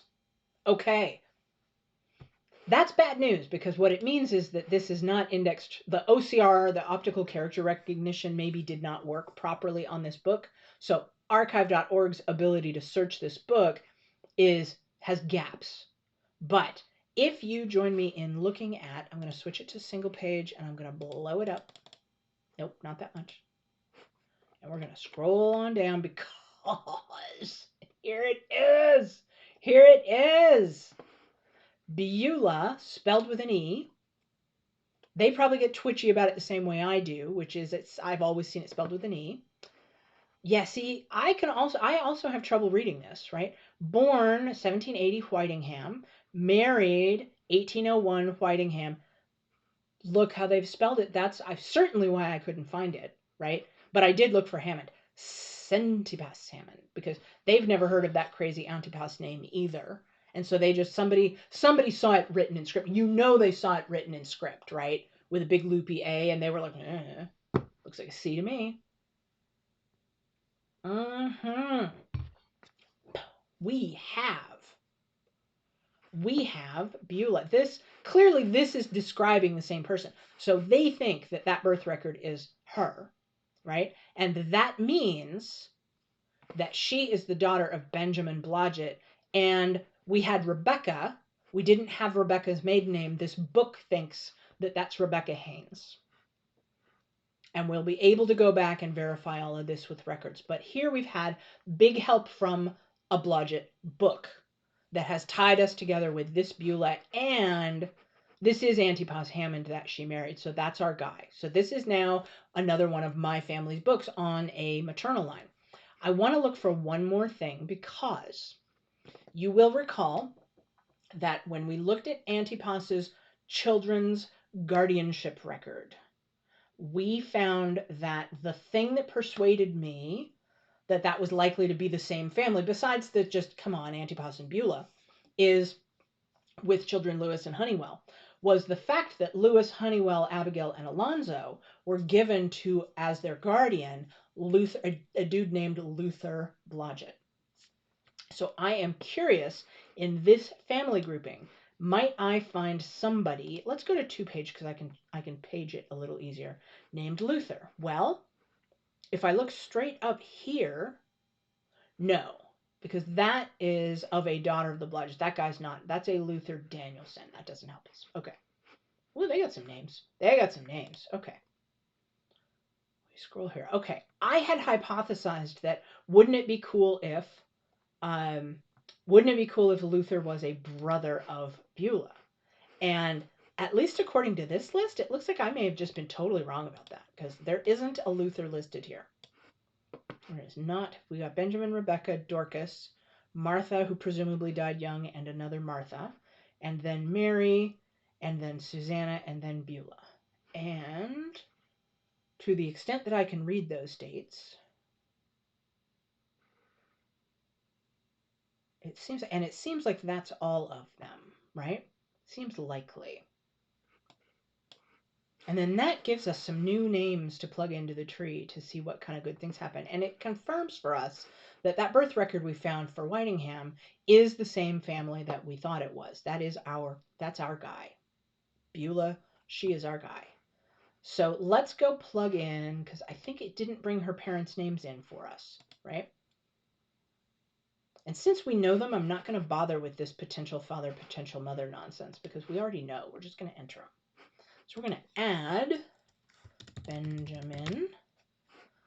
I might even pull over from Blodgett book, right? So we've got a 1730 birth date for him. 1730. And it says Lexington and, oh, okay. So in this case, what they're telling us is that Benjamin's birth was recorded in both Lexington and Brimfield, which sometimes happened if it was published in another town. So that means if it was recorded in both, it may not tell us where he was actually physically born, but somewhere in Massachusetts. To make things simple for now, I'm just going to say Massachusetts, though that is a big place. Massachusetts, USA. And then this book is going to give us his, do we have his death date? Born, married, born, resided, children. Nope, we got nothing. Okay. We do not have their death records. Oh, you know, Benjamin and Rebecca would almost certainly have been living in Whitingham. And we haven't seen any death records come through for Whitingham. So we don't know. So, okay. So the point is, we don't know. And we don't know if he died in Vermont or if he went along with the family to New York. Much we don't know. So we don't know what his death was. We do know about 1730 in Massachusetts. And then we have, so the birth record for Beulah that we saw had Rebecca spelled with, let's look. That's not the one.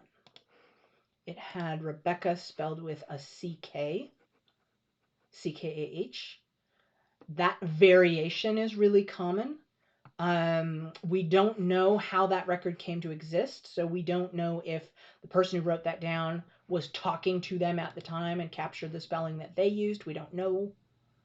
And when we get back this far, when we get back past before about 1800, kind of all like being pedantic about spelling was not a thing. It just wasn't a thing. So I guess since this one ties to I guess I'm going to favor a record over a book. And that's really my only reason for picking that spelling. Search is going to work fine the same either way because it's spelled the same. If we go find her birth record and we find it spelled differently, then I'll change it to match what's on her birth record. Or birth or baptism or whatever. And we have here that she was born February 1735, 1736. The slash in the date is a genealogy thing. It's dual dating. Google it. It's interesting. You will see that for this time period. So 1735 is getting to the later end of when we used those double dates. So we have 1735, 1736. I'm actually going to go ahead and put the actual date in because you only use the dual dating between January and March. And so knowing that it was February is an important fact there. So we're going to go with, okay, so February 21, 1735, 6. And notice if I do that, if I just put 5-/6, Ancestry actually knows that I mean dual dating, and it's offering me to format it that way. Even though it offers me that format, then it yells at me, and then I say, yes, I do want to use that value. I'm going to click that to make the warning go away. I don't know why it works like that. Okay. And it's recorded in Brimfield. So we're going to give her Brimfield, Mass. Hampton County. Oh, that's interesting. Wait, so Brimfield is not near Lexington then. Hampton is more I don't know if it's central or western Mass, but we can go look. Okay, so she's there. Do we have her death date? We sure don't. But look at this. In addition to, we're going to have Benjamin's family's names because we've got all of his ancestors thanks to this book. We're also going to we at least get Rebecca Haynes's parents, who are Joseph Haynes and Mary Gates. So we will be able to plug in those names, which is also exciting. That is a lot. Now watch me not having added any sources here, right? So let's go be good and add this as a web link to, I should have stated Beulah. We need to add this as a web link to Beulah because we need to know where we got this from. And we want to go back and be able to see, oh yeah, that was, right? That was Beulah with Centipass Hammond. That's how we knew. Blodgett book. We're going to add that. That way, when we lose that paywalled book, we're going to be able to get right back to where we were. Now we'll go to Benjamin and add it to him. Sometimes I get lazy and I only add it to 1 or 2 people, and then I don't have it on the person that I need it on. So there's a certain amount of like, go do the typing. Just go do it. And do it while you're thinking about it. All right, so then there's Rebecca Haynes. So that way, when I come back to this person, I have at least one thing. right? Blodgett book. Because what I don't like is to show up back on the profile for a person and have no sources at all. Because then I probably got at a minimum, I have a name. How did I get that name? I don't know. Now this is going to open up, these people are going to start to pop up all kinds of hints for us, which is going to be great. And so if we go up here for Beulah, here's Beulah, right? So there's her parents. And we're going to be able to fill in. I think we're getting close enough to the end of the stream that I don't think we need to go plug in everybody right now. We do have, oh, why don't we go add the Blodgett book to Antipas's profile, and then maybe we'll call it a stream, shall we? There, so here's Blodgett book. Blodgett book. He gets an exclamation point because it's exciting that he is listed in the Blodgett book. That's super cool, right? I mean, there's a whole Hammond book that he's not even in. He's not even in his own book. But he's in her book, and that is good enough. That gets us lots of good data. So super exciting. So what we have then is he's in the Hammond book, he's in the Blodgett book. This is, we are liking this as the birth record for our guy. We think that's very likely to be him. I would feel better if the Blodgett book said who his parents were, but it didn't. Trying to think what else would make me feel better about Antipas as the son, as this birth record being for Antipas, because and that Antipas, we really like that family group. We're pretty close.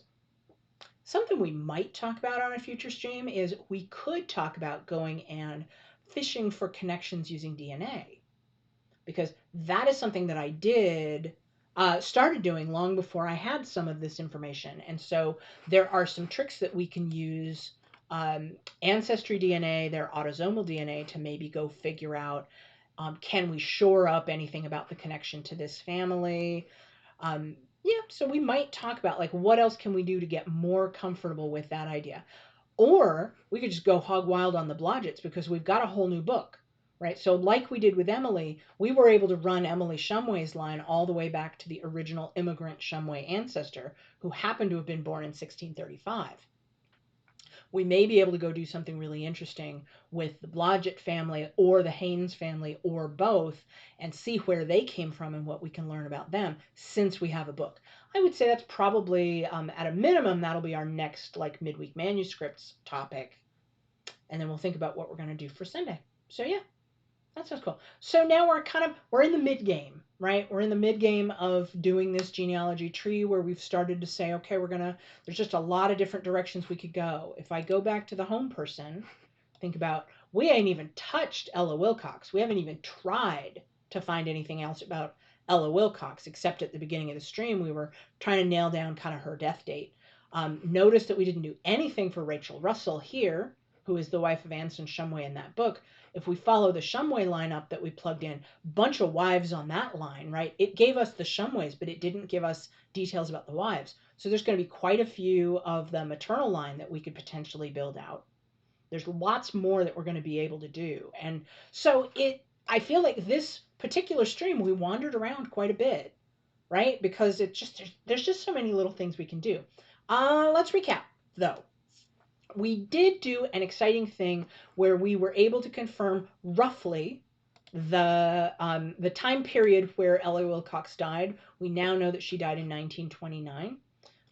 While I'm here, let's go see if we have any more precise of a date for her. There we go. Those are from, okay, more census records. We still haven't talked about city directories. I am interested to find, aha, New York Death Index. I am interested to find out whether I can find a free copy of the city directories. So I'm still looking into that, whether there's a free source for those. I've only ever used them on Ancestry. Death Index. We now have, remember we said it was going to be in the second half of the year because her probate was in December. Let us go ahead and add that because that's going to get us, she will be much more fleshed out in terms of her profile because we'll have her exact date of death. I like that. And we do now have the evidence that it was in Buffalo, which we thought it was, but now we know it is. Awesome. That's super good. Okay, so we have her exact death date now. Is there anything else? Like, we could go through and plug in some of these census records. You're going to see here, we've got a bit of a preview here of Ella H. Wilcox. This is going to turn out to be her her parents' household that she's living in. So that's going to be interesting. That'll give us more information about the family she came from. There's some fun stories up there. And we're going to get a little bit of magical genealogy as we go up Ella's tree, because some of what I learned about her family was actually cousins who found me and said, hey, I've done this research. Here you go. Which is a great thing about being sort of discoverable on the web as a family history researcher, as someone who's interested in genealogy, is I have been reached out to multiple times by family members. We talked about Irving, right? My cousin who's descended from Irving is the one who just showed up out of nowhere and said, hey, by the way, I'm descended from Irving. I had completely lost Irving. I had no idea where he was. So I didn't know that his family existed. And as a result of connecting with her, I got that beautiful family portrait that she had that we didn't have. So, or I didn't have. Anyway, so there's lots more that we can do. Definitely was a very like attention deficit stream today because we bounced around a lot of places. But we were able to solidify Ella's death date. We were able to find that probate records exist for both Eugene and Ella in Erie County, New York, which is where Buffalo is. And from the looks of that index that we saw, it looks like they both left wills. Wills are super useful because they're likely to name surviving children and even talk about the property that the family owned. Could be any number of other cool things. We weren't able to find copies of the probate records or the will themselves online yet. We're going to poke around some more, maybe look for those. But the fact that they were in the index gave us that pointer to Ella's death date, which gave us that pointer back then to the New York Death Index to get the exact date. So now we know where they are. We also know I can quit beating my head against the 1930 census trying to find them because they are not in it. We then spent the rest of our time kind of plugging away at our guy Antipas Hammond. We are trying to establish how he is descended from the Hammond and Honeywell family. And we have a very leading candidate that I have not linked to his profile that I should. So here is the descendants of Benjamin Hammond. We think our Antipas might be this guy, son of Joseph. We don't know yet, but good Lord, before I forget and lose that page again, let's add that as a link to his profile. So, Hammond book. Is this our Antipas in the Hammond book? Question mark, exclamation point. Did it truncate? Nope, there it is. Looks great. So now I can go pick back up where I left off, right? And we still have, I don't need to make a record of that Rochester birth record. It's in the hints. It's just sitting here. It's taunting me. It says, hey, I might be your Antipas. I'm really trying to be rigorous about, is it possible that I'm wrong and that that's a different guy? Because that Hammond book doesn't say anything about who his children were. And all we have is this sort of vague moved to the state of New York and was lost. So they really don't know what happened to Joseph, what happened to Rachel, what happened to their family. All right. But, something that I could potentially do, at a minimum, right, I could go and find, okay, this Joseph and Rachel Hammond, if I go find in Rochester the birth records for all these other children, then I know, okay, those records go to this book. Those are talking about the same people. We still don't know if this is our Antipas, but maybe we find out more from the siblings, right? There's some other pathways we could dig around in. I genuinely don't remember how this is going to turn out. So we could go look at the other siblings and see if there's any connections between Abigail, Matilda, any relationship between Antipas and a Matilda would be useful, or a Stephen. That would start to maybe firm this up. Or even go up and look at his aunts and uncles, because remember, he named a child after his uncle Honeywell. So there might be a connection between some indication that they would have known each other, right? Or sorry, we think he named a child after what we think is his uncle Honeywell, because we think that's our guy. So what other stuff can we do to shore up that connection and really make it rock solid? There are many things we like about it. It is possible I'm just being too paranoid and that we have enough, right?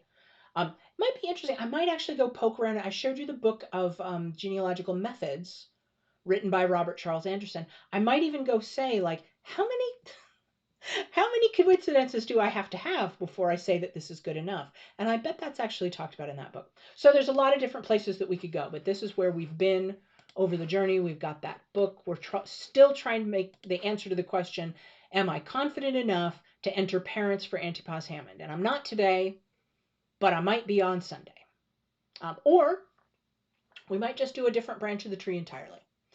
Let me know in the chat. Remember, thank you so much to our Intrepid One viewer for hanging out, for lurking. I appreciate you.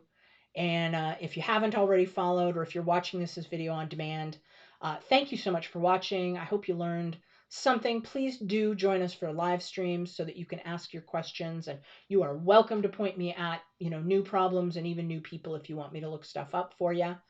The idea is for this session to be interactive. So hopefully we will do that next time and it'll be fun. All right. Thanks again for joining. We're going to end the stream here. Everybody have a great evening and we will see you on Sunday.